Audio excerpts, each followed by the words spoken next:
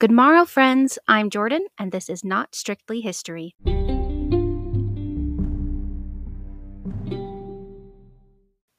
Hello to everybody. I'm very glad to be with you here today on Not Strictly History. Today's episode is really important. I'm just going to say that. It's very important, and if you read the title, fairly infuriating. It's a story that, in my experience, doesn't really get told, but a story that absolutely needs to be told, which is why we're here today. So, without further ado, today we're going to be talking about Juana the First of Castile, Queen of Aragon. She is also known as Juana the Mad. I refuse to call her that, and we will be talking about that today. So, I had actually never heard of Juana until I was a teenager, probably 16 or 17. I read a book about her that was in first person, so fictionalized account, artistic license was definitely taken. But I really enjoyed the book, and then it got so sad that I just couldn't finish the book, which isn't something that ever happens to me, but I was just genuinely so depressed that I couldn't finish it. So that happened. And since then, Juana has always been in the back of my mind, and I've always needed to know more about her and her story. And so that is what we're going to do today. Together, all of us, we're going to learn more about Juana. So she was born November 6th, 1479, and passed away April 12th, 1555. So when she passed away, she was 75, which is pretty old for the time. So I would say go Juana, but her life was not that great. So again, we're going to go into that. Now, you guys probably know Juana more than you think you do, and I'm going to tell you why.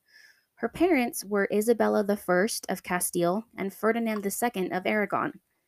Yes, that is correct. Her parents were Isabella and Ferdinand, the Christopher Columbus people, the people who gave Christopher Columbus boats and money and the go ahead to go, quote unquote, discover America. That's a story for another time, but that's who her parents are, Isabella and Ferdinand. And they had 5 children, and I will be telling you all their names because it's important. So their first child was a boy. His name was Juan, and his title was Prince of Asturias. Let me know if I pronounced that incorrectly. So this is important because that's the title for the heir of Castile. So it's kind of like the title Prince of Wales, for those of you who might need a comparison. Only the heir of Castile gets this title, and that was Juan. Their second child, that was Duncan. That's my puppy. He's named after King Duncan of Scotland, but that was him shaking, and I know that comes up in the background sometimes, so I'm just going to tell you that now. That's Duncan. Their second child was a girl named Isabella, and she became the Queen of Portugal. Number 3 is our girl Juana the First of Castile. Number 4 is a girl named Maria, and she also became Queen of Portugal. After her older sister Isabella passed away, Isabella's husband said, hey, there's more where that came from, and he married the younger sister Maria. So there's a lot to unpack there, so we're not going to. Their 5th and final child was another girl, and her name was Catherine. And my friends, you know Catherine. We all know Catherine.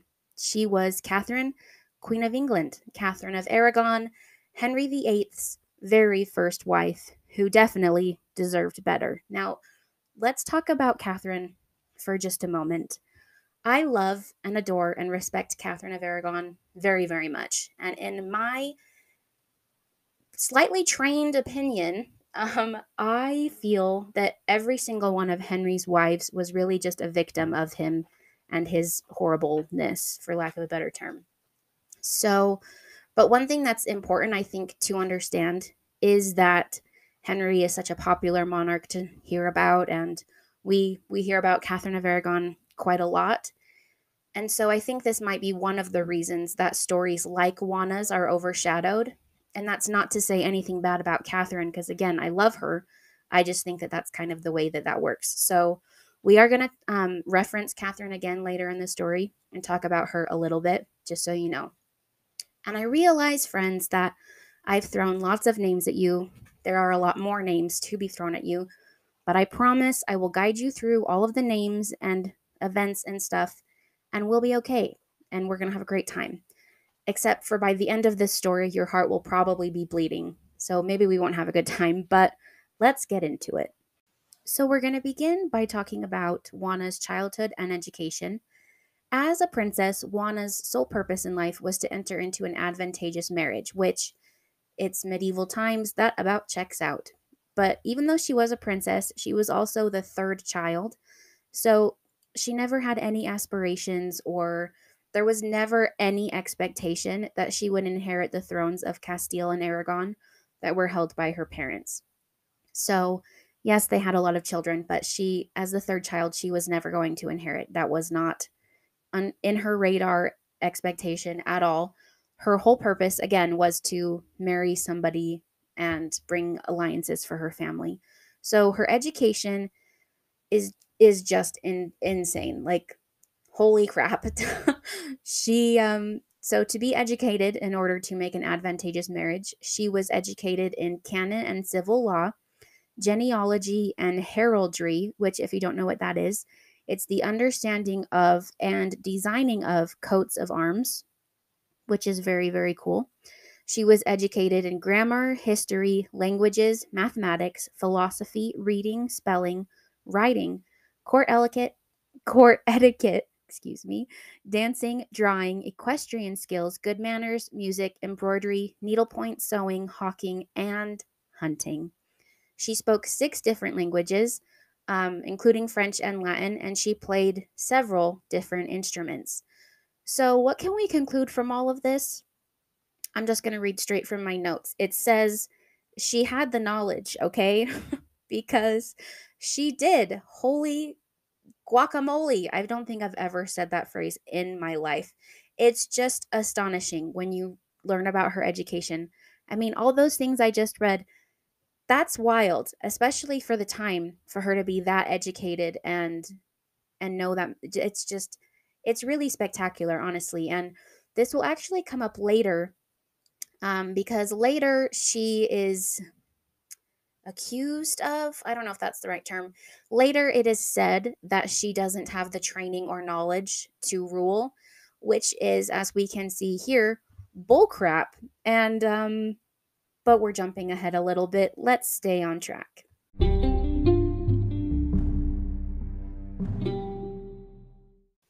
Let's jump ahead a little bit to the year 1496.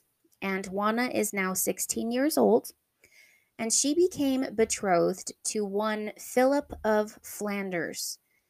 Now, listen, you might know Philip. He was known as Philip the Handsome.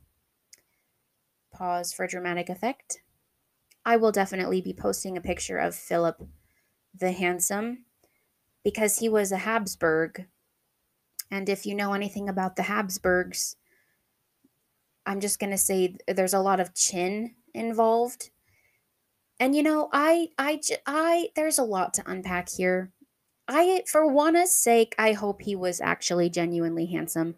The portraits seem to say otherwise, except for that he was known as Philip the Handsome. There's a lot going on there, and that's not why we're here.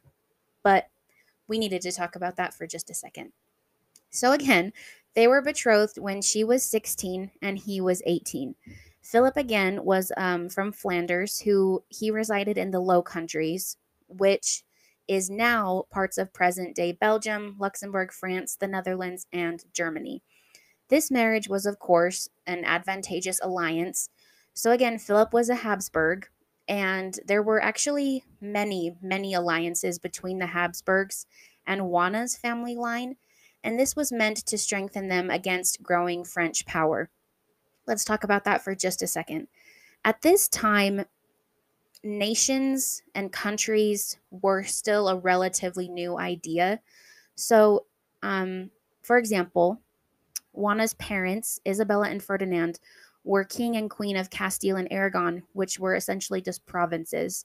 And Philip of Flanders was over the Low Countries, which was just groups of small provinces, essentially. So, again, the concept of a nation and a united front was very new at this time, but it was something that France was totally going for. And France was very powerful at this point. And France just happens to be between Castile and Aragon and the Low Countries. So this was why they decided on this union. It was going to give them the power and the stability they needed against potential French threats. I hope that all made sense. So after Juana and Philip are betrothed, they actually performed a proxy marriage in Castile in August of 1496. I'm not exactly sure why they did this. Perhaps to give Juana the protection of marriage while she traveled. I'm not exactly sure. But after this proxy marriage, in which they were technically married, even though they hadn't met yet, she left for Flanders. A very sad little moment about this. So I mentioned earlier, we do talk about Catherine again. So Juana was able to see her younger sister Catherine again in 1506. But other than that, after leaving for Flanders, Juana never saw any of her siblings again, which is the first in a wildly sad series of events. But she didn't know that at the time, so she was probably okay, which does make me feel a little bit better. So she gets to Flanders, and they have another marriage, a formal wedding, on October 20th, 1496, in the city of Lier. I hope I pronounced that correctly. It is a city north of Brussels. They had their first child 2 years later in 1498. It was a little girl named Eleanor. And come with me on this, people. Between 1498 and 1507, so that's 9 years, Juana and Philip had 6 children. They had 4 girls and 2 boys, all of whom became emperors and queens. Now, let's talk about Juana and Philip's relationship a little bit, because there's a lot to unpack there. The book that I read, again, a fictionalized account, and I will link it even though it's not technically wholly accurate. In the book that I read, they were very much in love. I don't know if we can definitively say that, but scholars think that the early years of their marriage were at least very good. They got along very well. As far as arranged marriages go, it went well for them, which is nice. It's nice to think that maybe they had some happy times together. I'm totally cool with that. So again, their first child, Eleanor, was born in 1498. But now we're going to jump back just 1 year. So we're in 1497. They have not had their baby yet. They've been married for 1 year.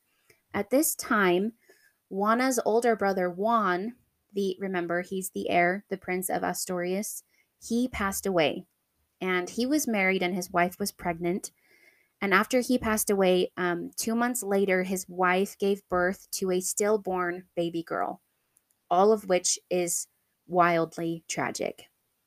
So with Juan gone, this means that their second child, Isabella, becomes the heir to both Castile and Aragon, the Princess of Asturias.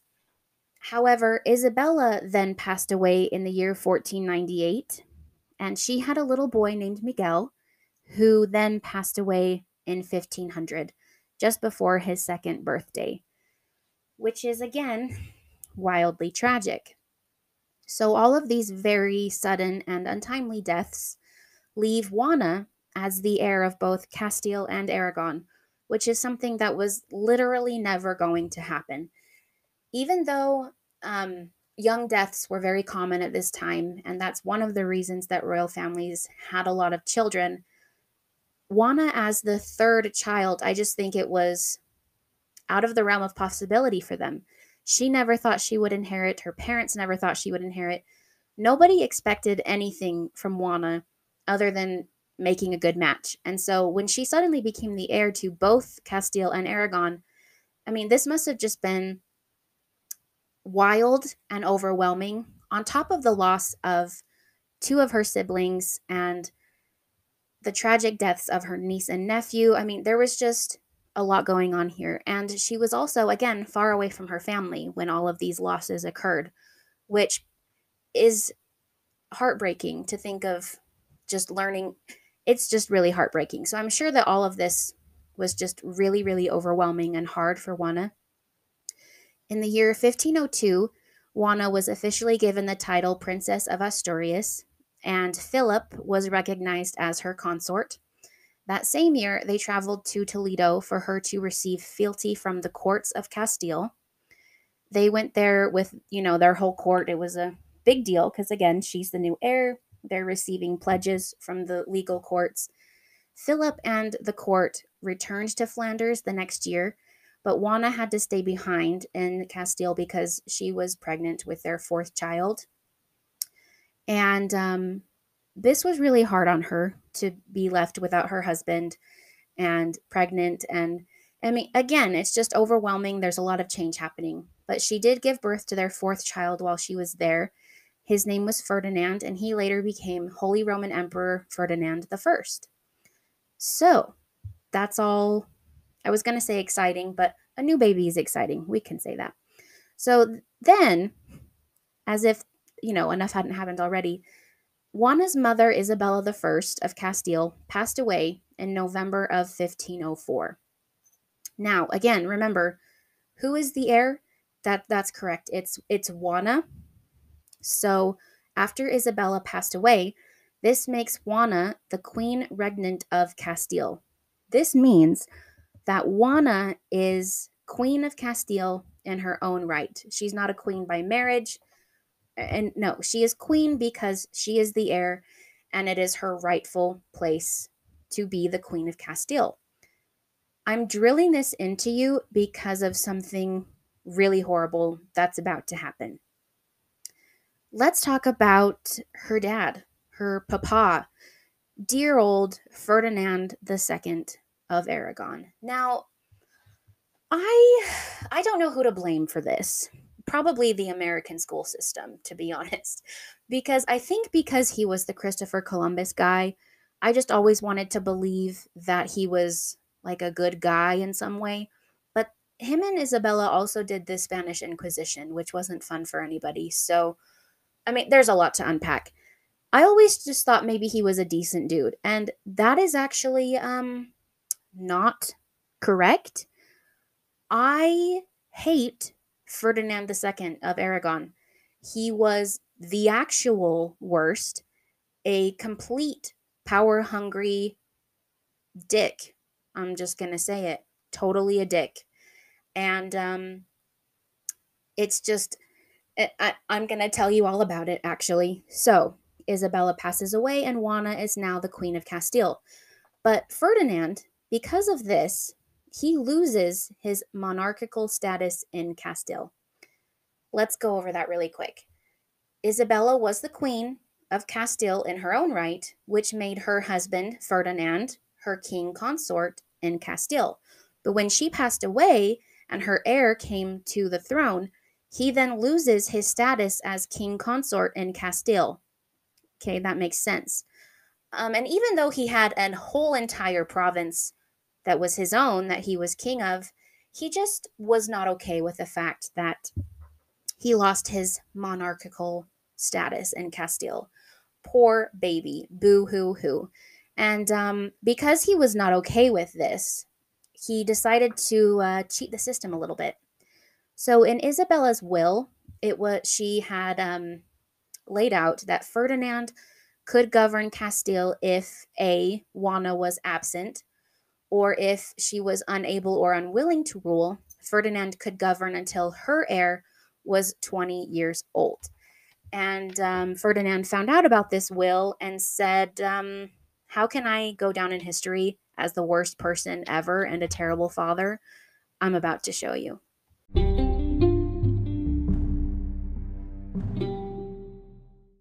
So the next section of my notes is entitled We Hate Men. And even though that's a strong statement and not something you can actually say about the whole male species, I think it's more than reasonable about what's about to happen in Juana's life. So even though Isabella's will is completely reasonable, and even though Juana has every single right in the planet to be Queen of Castile, Ferdinand just could not accept the loss of his status. because it was just too much for his male ego to handle, probably. And so he decided to have coins minted in both his and Juana's names, claiming that they were joint monarchs, which okay, I'm picking up the microphone and I am furious because let's talk about so many things. Let's talk about how that's not okay because he's no longer the king consort of Castile. Let's talk about how that's not okay because Juana is the queen of Castile rightfully, and she's also married, and her husband is now the king consort of Castile. But Ferdinand is just a little crybaby with an ego complex, and so he just decides, hey, I'm going to mint these coins and say that me and my daughter are joint monarchs, even though that's literally not the case in any way, shape, or form. And it's only the beginning of Ferdinand's horribleness. It really is. So in early 1505, let's continue. In early 1505, Ferdinand then persuaded the courts in Castile that Juana couldn't govern, that she was unfit to rule. And they proceeded to make him her guardian, as well as the kingdom's administrator and governor. At this point, we need to talk about what she is known as, Juana the Mad, and her mental health. We need to talk about that. We need to talk about this because this is the reason that her father convinced the courts that she was unable to rule. Now, there's a lot to unpack here, and we're going to talk about it many more times throughout this episode, so we're going to touch on it lightly. Scholars have theorized that if Juana suffered any kind of mental illness and or disorder, it was either depressive disorder, a type of psychosis, or perhaps inherited schizophrenia. Now, this enraged me, so naturally, I looked more into it. And they get this from her grandmother, who was named Isabella of Portugal. And they say that she was crazy. And so this is probably where Juana got the schizophrenia. But if you look into Isabella of Portugal, Homegirl was wildly depressed. Hello. Aren't we all? Like, she was depressed. Her life was very, very tragic. She had depression. And not only is she being painted as this crazy lady who had schizophrenia, now Juana is also being said to be mad. And some modern day scholars, people are like, well, you know, if you look at this, blah, blah, blah, blah, blah. I'm just enraged. I'm irate, honestly. So listen. We're going to clear the name of Isabella of Portugal, who was probably just sad. Poor lady. And we're going to clear the name of Juana, because listen to me, friends. She had absolutely no signs of an illness or a disorder until after she was married, when tons of horrible tragedies started to occur in her life. Isn't that weird? Weird. It's almost like she was responding to horrible tragedies that had occurred in her life.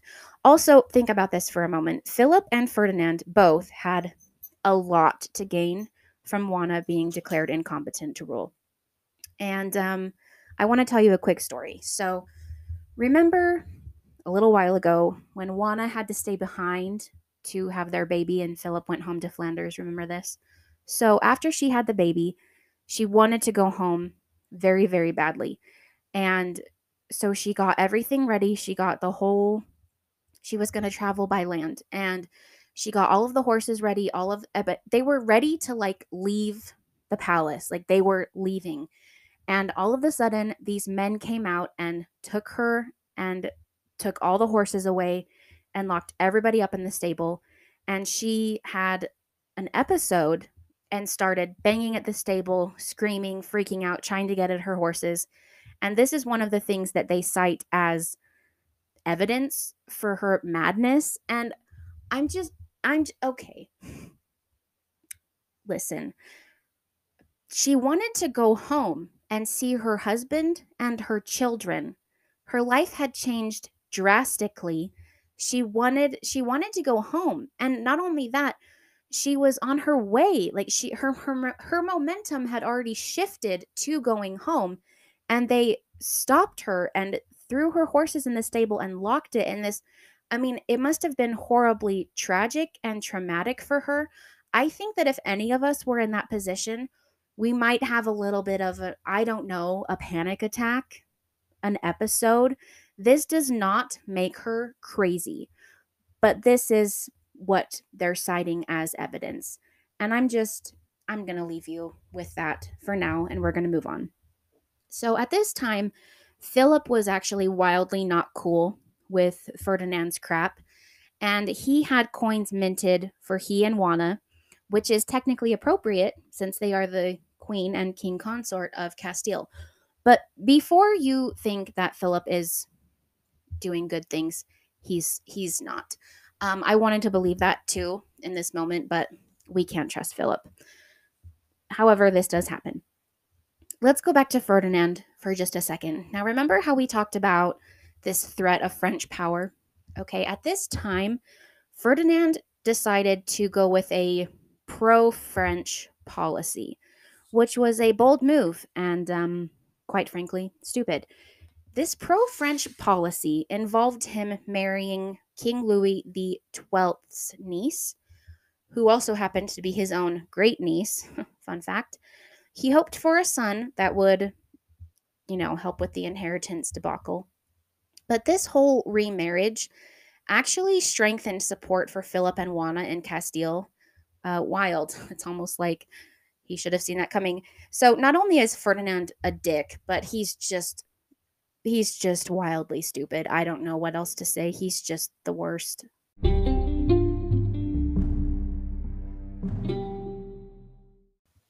So let's head back to the Low Countries. Eventually, Juana was able to go home to the Low Countries, and you're thinking, that's so lovely, that's great, she gets to see her kids again, she gets to pick up her life there again. Wrong. That's not what happened. That's what should have happened, but that's not what happened. When she got back to the Low Countries, Juana was kept confined.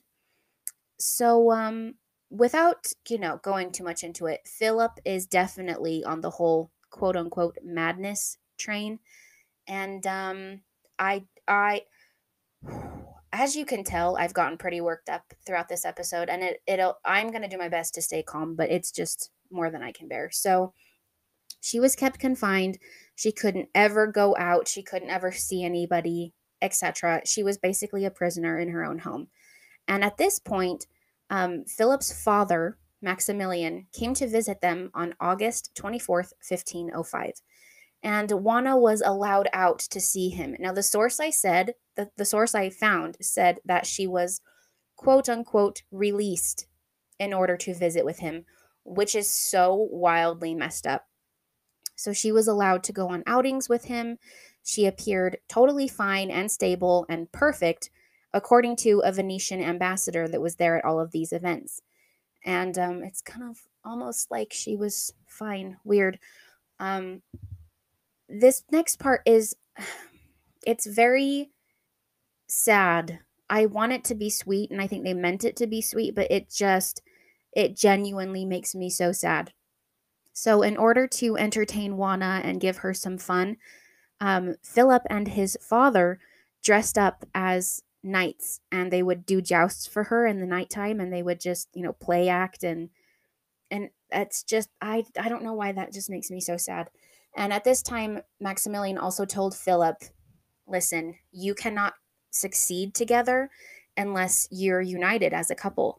It's almost like this Maximilian fellow knew what he was talking about and had a good head on his shoulders. Now, I didn't look much into him, so he could be a terrible person too, but I actually love it so much, and I'm very grateful to him. He's the only man in this whole story who says anything remotely wholesome or that makes any sense. So we have tons of snaps and love to Philip's father, Maximilian. So again, he told Philip, listen, this whole thing between you and Juana is not good. You guys cannot succeed unless you're united. You need to fix things. And so there was definitely some reconciliation between her and Philip. Things did get a little bit better, but he wanted to act against Ferdinand and make their claim very strong and basically get Ferdinand out of Castile. And Juana refused to act against her father. So even though things between them were better, you couldn't really say that they were united because, again, she wouldn't act against her father. I don't know why, because he was the worst, but I'm not Juana. Let's jump to the next year, 1506. Juana and Philip decide to go back to Castile, and there was an incident, and I'm going to tell you about it. There was a ship in their armada, because, is armada the right word? Is that like strictly military? Anyway, there was a whole bunch of ships because they were going back to Castile by boat. And one of these ships was full of all female attendants for Philip, who absolutely, definitely cheated on her and had like a million different mistresses. And Juana said, absolutely not. No, you don't get an entire boat of female attendants. You absolutely don't need that. She freaked out a little, as I think any wife probably would if their husband said, hey, I have a whole boat of female attendants. That's a cool thing. She said, actually, it's not, and I don't appreciate that. And this reaction definitely fed these madness rumors that were being spread by both Philip and Ferdinand. So basically, anything Juana did that was even remotely emotional was seen as being mad, even though it's okay, I'm gonna take a deep breath.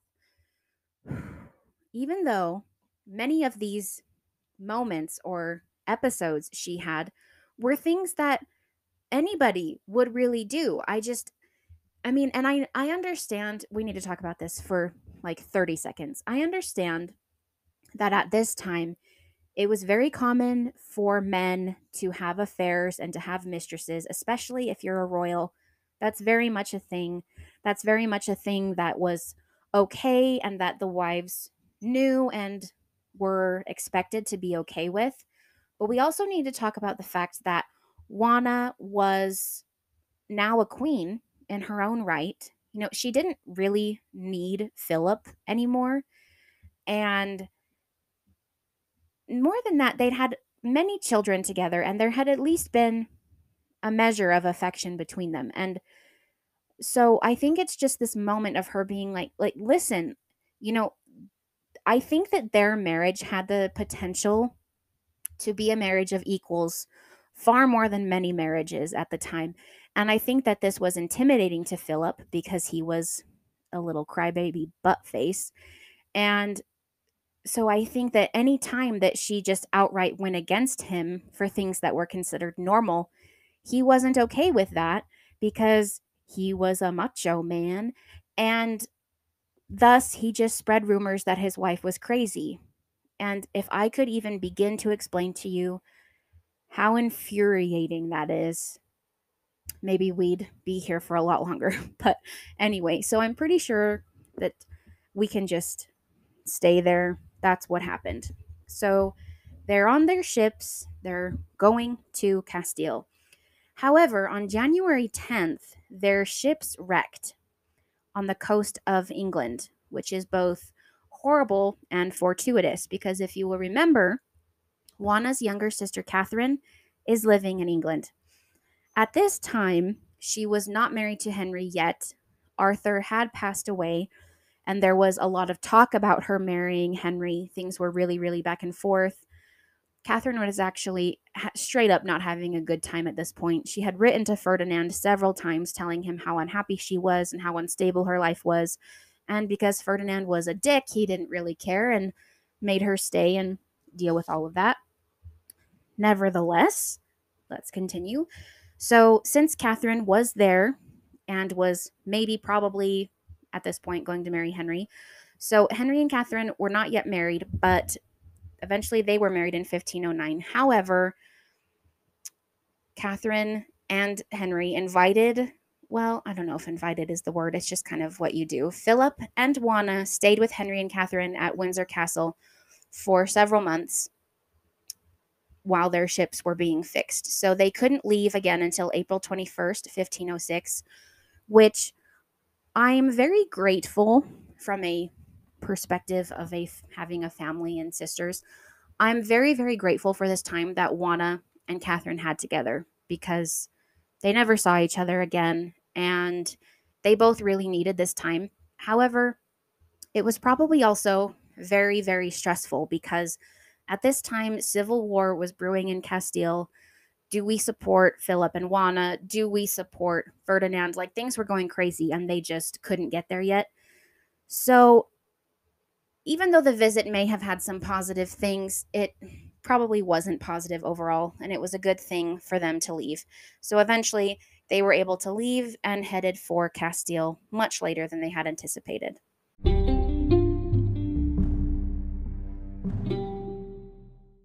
So Philip and Juana arrive in Castile about 5 days later. In fact, it is 5 days later. Math is hard. They arrive in Castile on April 26th, 1506. And at this point, the Castilian nobility had abandoned Ferdinand completely, which I love. But this next part is what I don't love. And I will take another deep breath. So Philip and Ferdinand decided it would be a great idea to have a private meeting. They met together privately. Again, they met together privately, that is without Juana knowing. And this happened on June 27th. So Ferdinand, at this point, decided to hand the government of Castile over to his, quote, most beloved children, and agreed to retire to Aragon. My friends, my buddies, my pals, this is garbage. This is actual garbage. This is garbage. And I'm going to tell you why. Because guess what? Philip and Ferdinand entered into a secret treaty, okay? And this treaty stated that Juana's, quote, infirmities and sufferings made her unfit to rule. It promised to exclude her from the government, deprive her of her crown and her freedom. And I am livid. Now, this treaty was written up and it was signed by both men. Now, later, Ferdinand said, no, I can't agree to this. He went back on it. But I can't believe anything ever that Ferdinand says. So did he go back on it? I'm about to tell you why it seems like probably not. So he leaves Castile. He goes home to Aragon, which is what he should have done in the first place, but he's a dick. So there's no fresh agreement with Philip. The only thing is that secret treaty that may or may not still be on the table. I don't know.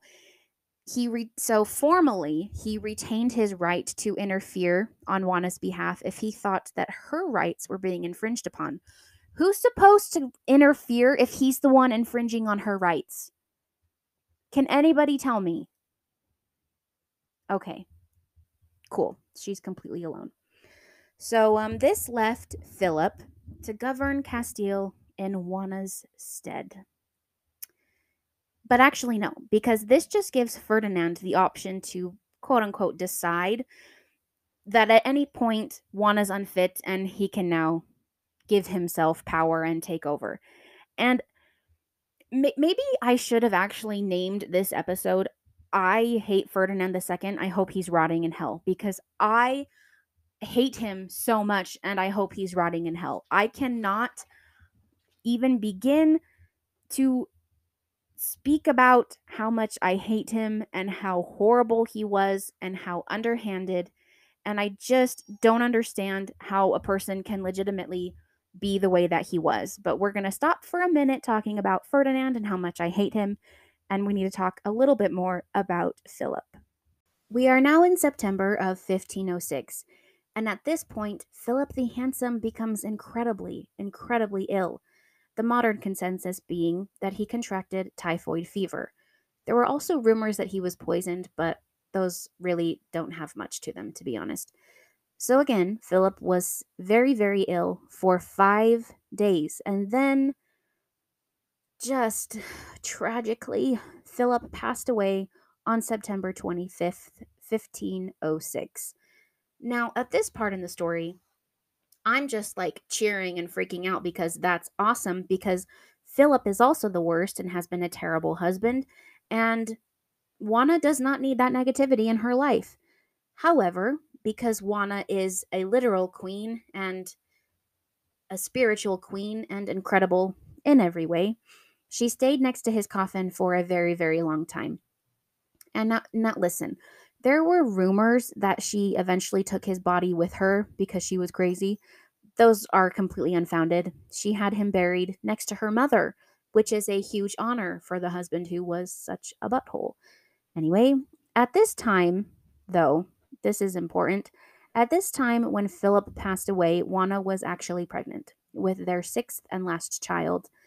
This child was a daughter who she named Catherine, and this daughter eventually became the Queen of Portugal. Now, let's jump ahead. We're in December of 1506. Philip's been dead for a few months. Let's review where we're at. At this point, Juana is attempting to rule alone, and Castile is in disorder, okay? Things hadn't been exactly stable.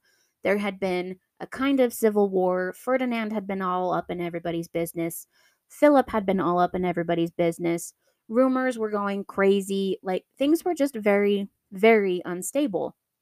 And of course, they blamed this on Juana. And they said, hey, like, we just need a man to come in and fix this. And Juana's oldest son, his name was Charles. He was technically her heir. He was only 6 years old, and he was still in Flanders being raised by his aunt. And so they were like, great, now we don't have a man to come in and fix things. And Ferdinand, like the wonderful father he is, like the incredibly wonderful human being that he was, he just stayed in Aragon and twiddled his thumbs, content to let all of the crises that he had set in motion blow up in his daughter's face, even though it wasn't her fault.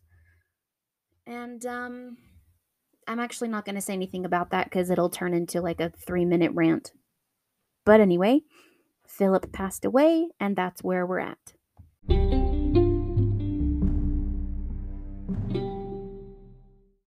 Now, if you haven't yet been infuriated by this story, sit back and relax, because you may be about to. So at this time, again, things are pretty unstable, and against Juana's orders, a regency council was set up in Castile. And it's really surprising and shocking because it's this group of men, but they actually couldn't manage the disorder. It's weird. They couldn't make things better. It's almost like things just legitimately sucked. But who am I to say? Things actually really did legitimately suck. I know that I'm being a little bit facetious about this. That's because I'm sick of men ruining Juana's life. But there was famine and plague in Castile, and over half the population had died, which is horribly tragic and very, very serious. And I mean, there's a lot that, what am I trying to say? That's a crisis that's hard to fix today. So I don't think that anybody was just going to swoop in and save the day, to be honest. But anyway, at this time, Juana was not able to secure any of the money that she needed or any of the other resources that she needed in order to protect her crown. So, what do you suppose happened? Freaking Ferdinand. He just comes rolling back into town in July of 1507. And at this time, of course, the famine and the plague, they're not gone, but they're starting to get less and less. Things are improving. So obviously, Ferdinand has saved the kingdom from certain doom. So Juana then decides, okay, well, this is happening, and she meets with her father on July 30th. Ferdinand basically just says, hey, hand over your royal power to me. And he then proceeds to send 3 members of the royal council to the courts of Castile to inform them that she has handed royal power over to Ferdinand. And allegedly, these 3 members of the royal council were sent by her, except for the fact that she made it very, very, very clear that all of this was against her will. She would not sign the necessary paperwork that the council needed her to sign in order to hand things over to Ferdinand. And even more than this, she issued a statement to literally everybody that she did not endorse the surrender of her power and she was still very much fit and willing to be the queen. Even though all of this is the case, she was, after this point, she was only the queen in name. After this, all of her royal power, all of her, it was completely stripped from her and given to Ferdinand. Even though she said no. Why? Why? Why did this happen? Why? People, I don't know. Things just keep getting worse and worse for Juana. Day after day, year after year, everything is taken from her by the people who are supposed to love and support her. And it is so sad. And since anger is allegedly a secondary emotion, I think I'm just furious at this story because it just makes me so overwhelmingly sad that her life was this way and that no matter what she did, she couldn't save herself. There was nothing that she could do. And why is that okay? So come with me on this. After this happens, all of the formal documents of the government were issued in her name because, again, she was still technically the queen, but they were all signed by Ferdinand as, quote, I, the king. If you didn't hate Ferdinand before, hate him now because I loathe him. I loathe him with every bone in my body, and he's a terrible, terrible, terrible man. And that's all I can say about that. So for another quick recap, at this point Juana is now queen in name only. Philip is dead. All of her children are too young to be of any threat or use. And as far as politics goes, I would like to clarify that. So basically, Ferdinand won. He won, okay? What more could he possibly want? I'll tell you. Because if it's even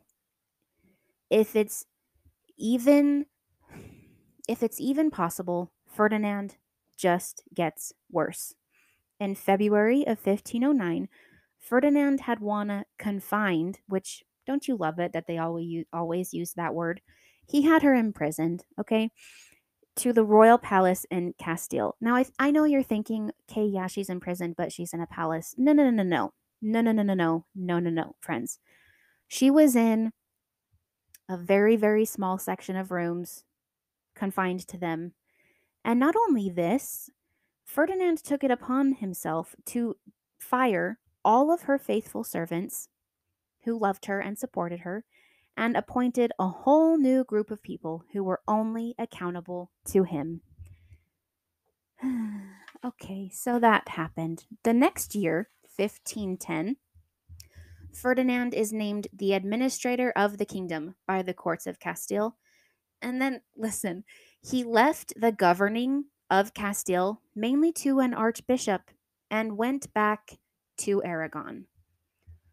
You guys, he went through all of this in order to gain power and monarchical status back in Castile, and then he was not even ruling. He went back to Aragon. He left the power in the hands of an archbishop. He did all of this to his own child, and then Ferdinand is evil. And I say that 100% seriously, nor do I feel bad about saying that because I am legitimately floored by his actions. I don't even know how we can accurately talk about him as a human because I don't think he is a human. I don't understand. I truly cannot wrap my mind around what a horrible man he was. And wow, just okay. We're going to take a 5-second break.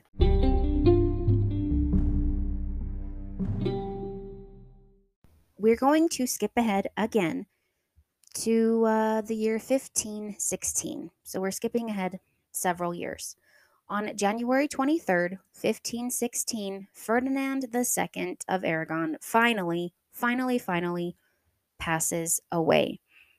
It is a relief, but at the same time, not really, because his evil legacy just lives on. So, after he passed away, the crown of Aragon was being handled by an archbishop.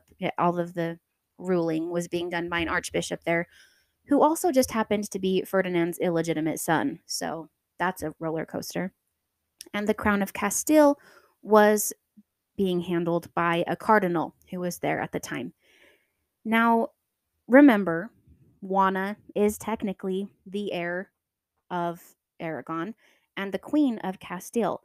But because she has been declared unfit, her heir, her son Charles, is now the heir of these kingdoms.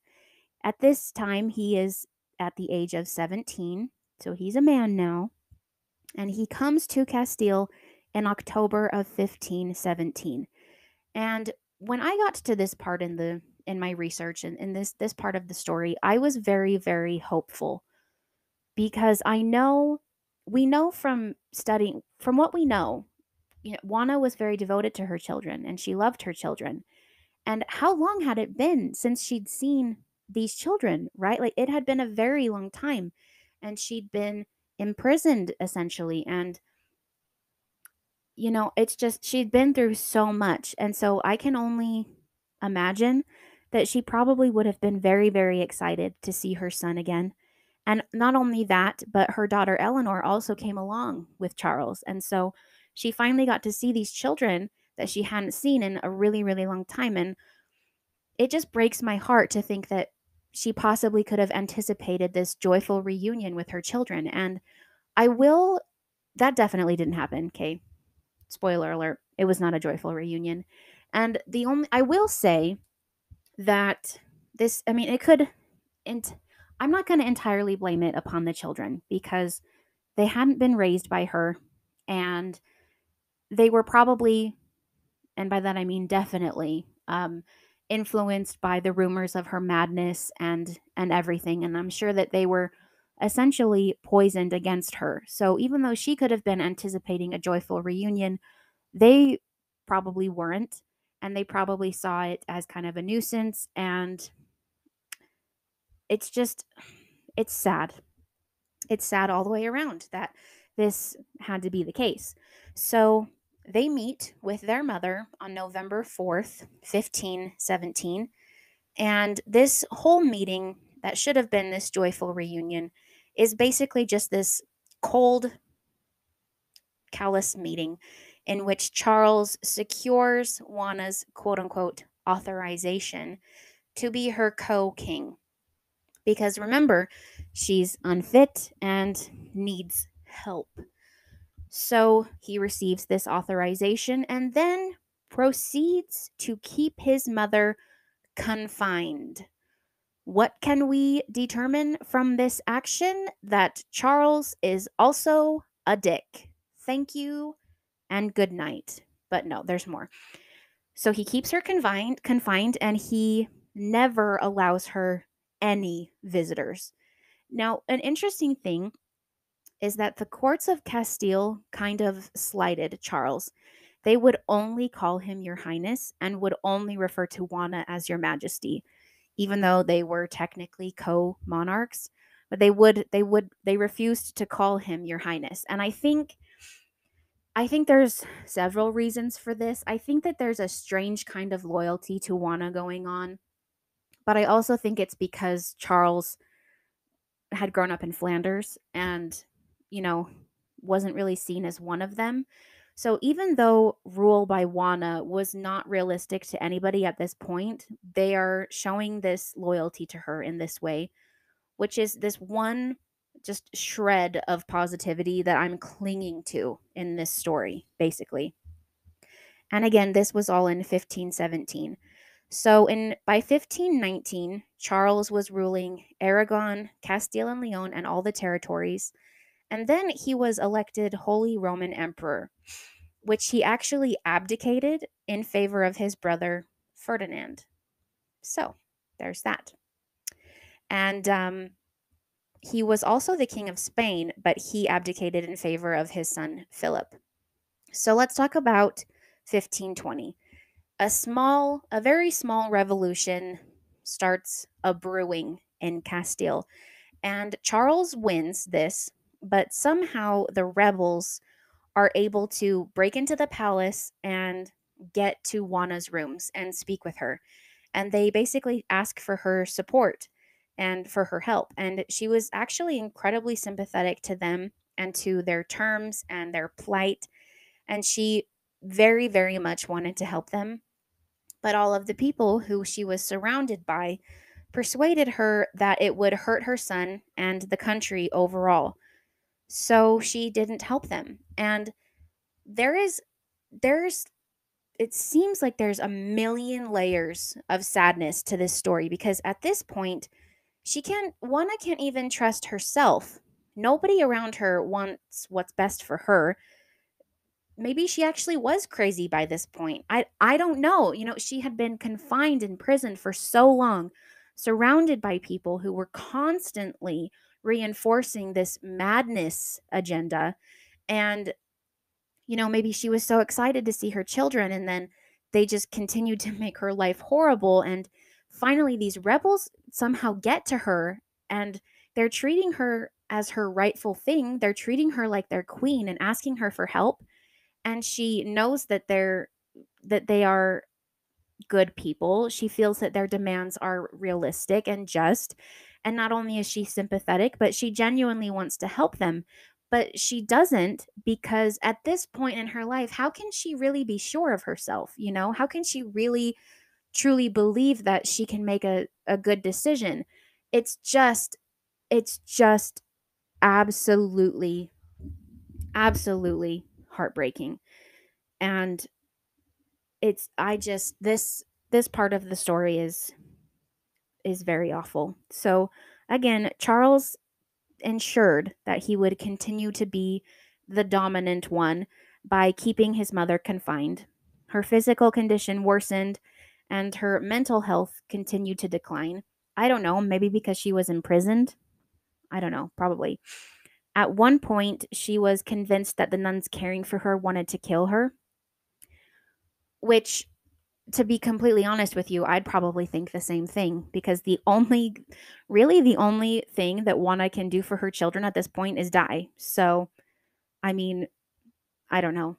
I just, after all that she's been through, it would not surprise me if she was losing her mind at this point because of everything that was happening to her and had happened. And that's just honestly so sad. It was hard for her to eat, sleep, bathe, or change. Charles wrote that nobody should talk to her because, quote, no good could come from it. She was always kept isolated and never allowed to see anyone. I don't know about you, but I feel like continued isolation isn't good for the human brain. And then when the only interaction you have is by people who are being paid to keep you in your place, it's probably just not going to be a good time for you in any way. And that's how I genuinely feel. And can we also talk about the fact that Charles said no good can come from it? So, like, just don't talk to her because blah, blah, blah. Like, Charles just stepped right into his father's and grandfather's shoes, didn't he? You know, we just, we really needed that. Anyway, so let's talk for a little bit about the child that Juana had after Philip passed away. We kind of brushed over that. Again, her name was Catherine. She was with Juana during Ferdinand's whole regency and all of that, but she left in 1516 to be married.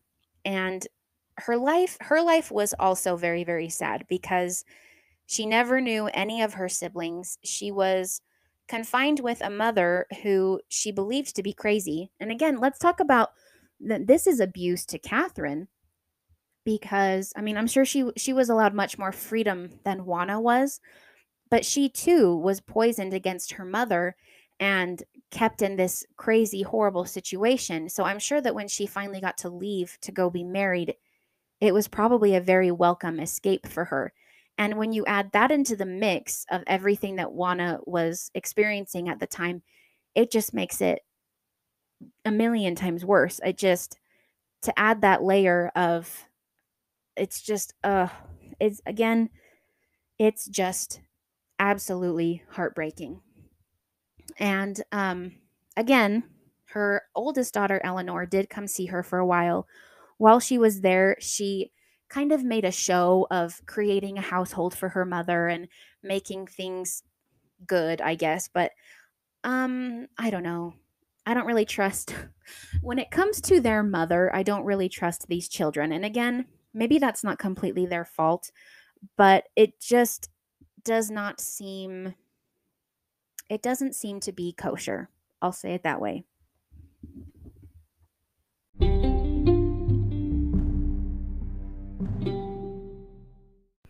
We are now at the very end of our very tragic story. So, in her final years, Juana's physical condition continued to decline rapidly. And again, she passed away on April 12th, 1555, at the age of 75. Now, the fact that she was able to live that long in that time is crazy. But the fact that she was able to live that long, having gone through everything she'd gone through and having lived in those conditions, is also really crazy. So, after she passed away, she was buried beside her husband, gross, parents, and nephews. One of her contemporaries wrote, quote, "It seemed to me that she was very beautiful and she had the air of a wise and prudent lady." That genuinely makes me want to cry. Let's talk about her mental state again, shall we? Was Juana the First crazy? Was she? Let's review the facts. So, all of her behavior escalations coincide with horrible events in her life, such as the death of her siblings, her parents, and her husband, and not being able to go home. She was essentially banished by her own son, never allowed any visitors.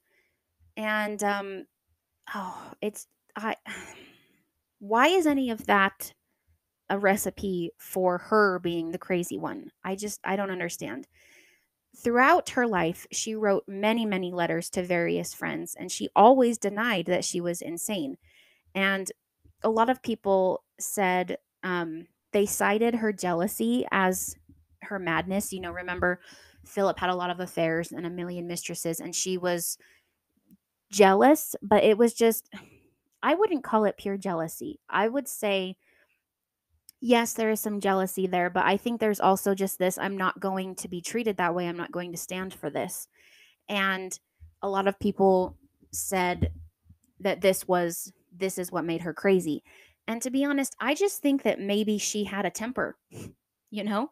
Maybe Juana just didn't want to take anybody's crap, and for that she was declared insane. And that is the most tragic thing in the whole world. And if you look more into Juana and you do the research, the modern consensus is seems to be that she was just a victim. Victim, victim, victim, repeated again and again. There were terrible, terrible people in her life who were supposed to love her and support her, and instead they took everything from her in terrible, terrible ways. At the very most, I think that Juana was depressed and perhaps she had anxiety. And my friends, doesn't everybody have depression and anxiety? I mean, come on. Think about the things that she experienced. I think that having it, again, I said this a little bit earlier. One source I found called them her behavior escalations. Anybody is going to have a quote unquote behavior escalation when these horrible, tragic things occur. That doesn't make you insane. And it's just so, so sad. And even though she is technically Juana the First of Castile, she is still known as Juana the Mad. If you go to your search engine and you type in Juana the First of Castile, what will come up is articles entitled Juana the Mad. That is what she is still called. I will not call her that, and I refuse to consider calling her that, or to even consider that to be true. I just think that it's wildly insensitive. I think it's inaccurate, and I think it's horrible. And as a historian, I find it that what am I know what I'm trying to say. I'm just feeling a lot of feelings. One of the things that I love about being a historian is finding stories like this. And because centuries go by and people are remembered for things that aren't true. And uh, I think that when I think that as a historian, one of the things that I take the most seriously is this function of being a witness for people. And we can do that in our daily lives, and we can do that with the past. I mean, Juana's life was terrible and she went through so many bad things. But today, if we're aware of her story and there to witness her life, maybe that somehow helps. Maybe that influences some cosmic force. I don't know. I hope that makes sense. I just think it's important to know these kinds of stories and to remember them and to stand as a witness for these people who could not be a witness for themselves. And that's very, that's just very present in the case of Juana the First of Castile. Thank you so much for listening today, for hanging out with me. I will include all of the links that are valid in the show notes. And today's episode was pretty heavy. I got a little upset. Maybe you did too. So we'll do something lighter next week. We'll have a lot of fun. Thank you again for listening. Thank you for being here with me for Juana's story. And I will see you next time on Not Strictly History.